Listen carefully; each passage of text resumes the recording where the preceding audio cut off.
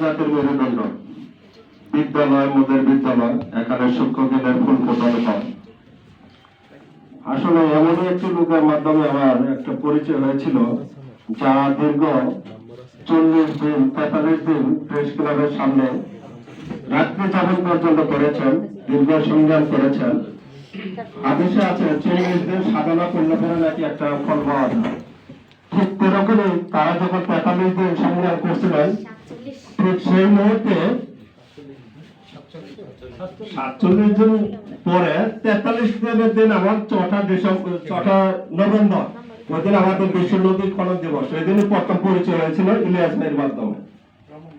সেদিনই আমি আমার লিডারের কাছে আবেদন করেছিলাম যে এখানে প্রতিবন্ধী শিক্ষক এবং প্রতিবন্ধী ছাত্রছাত্রীরা তাদের তাদের জন্য সংগ্রাম করে আসছেন, কিন্তু এখন পর্যন্ত তাদের সংগ্রাম অব্যাহত রয়েছে, তাদের দাবি দেওয়া পূরণ করা হয় নাই। আমার লিডারের কাছে যখন আমি আবেদন করলাম, তখন লিডার বলল ঠিক আছে, আমি তাদের দাবি দেওয়া আমি পূরণ করবো ইনশাল্লাহ, কথা দিচ্ছি। তখনই আমি ইলিয়াস ভাইয়ের সাথে কথা বললাম যে ইলিয়াস ভাই, লিডারের সাথে কথা হয়েছে, আপনাদের দাবি দেওয়া ইনশাল্লাহ লিডার আপনাদের বাস্তবায়ন করে দেবে ইনশাল্লাহ। তারই ধারাবাহিকতা প্রতিবন্ধী সমন্বয় পরিষদের সংগ্রামী সভাপতি মোহাম্মদ ইলিয়াস রাজ ভাইকে তার সংক্ষিপ্ত বক্তব্য দেওয়ার জন্য বিনীতভাবে অনুরোধ করছি। ইলিয়াস রাজ ভাইকে তার সংক্ষিপ্ত বক্তব্য দেওয়ার জন্য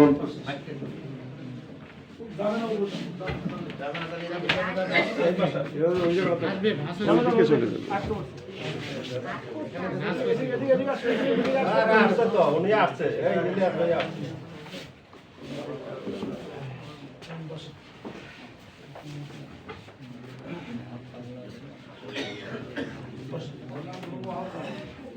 আসসালামু আলাইকুম।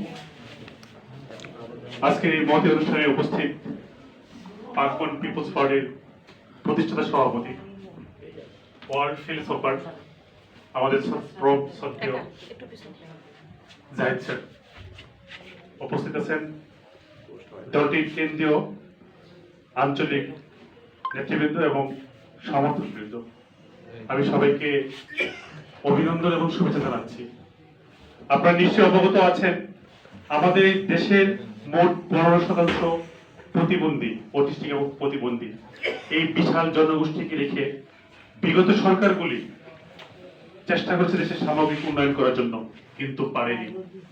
আমরা যখন আমাদের অধিকার আদায়, এই শিশুদের ন্যূনতম শিক্ষার দাবি নিয়ে আমরা জাতীয় প্রেস ক্লাবে দাঁড়িয়েছিলাম 47তম দিন। এই অটিস্টিক প্রতিবন্ধী এরাও মানুষ, শিক্ষা কারো করোনা নয়। শিক্ষা লাভ করা আমাদের শিশুদের অধিকার, এই অধিকারটা দেওয়ার জন্য আমরা 47 দিন পর্যন্ত আন্দোলন করেছিলাম জাতীয় প্রেস ক্লাবে। সারা বিশ্বে নির্যাতিত মুসলমানদের পাশে যেরকম দাঁড়িয়েছিলেন আমাদের জাহিদ স্যার, সেরকম আমাদের পাশে দাঁড়িয়েছিলেন আমাদের জাহিদ স্যার। আজকে এই মঞ্চে দাঁড়িয়ে স্যারকে আমরা ধন্যবাদ এবং কৃতজ্ঞতা জানাচ্ছি। এবং উনি ডিক্লেয়ার করেছেন আমাদের পথে প্রান্তে সমগ্র বাংলাদেশে যেসব শিক্ষকরা বিনামূল্যে অধ্যয়ন করেছেন, আজ থেকে তাদের 30,000 টাকার বেতন কার্যকরী করার ঘোষণা দিয়েছেন। আমি বাংলাদেশ প্রতিবন্ধী বিদ্যালয় সমন্বয় পরিষদের পক্ষ থেকে স্যারকে ধন্যবাদ এবং কৃতজ্ঞতা জানিয়ে এখানে আসসালামু আলাইকুম। ধন্যবাদ সংগ্রামী প্রতিবন্ধী সমন্বয় পরিষদের সংগ্রামী সভাপতি ইলিয়াস রাজ ভাইকে।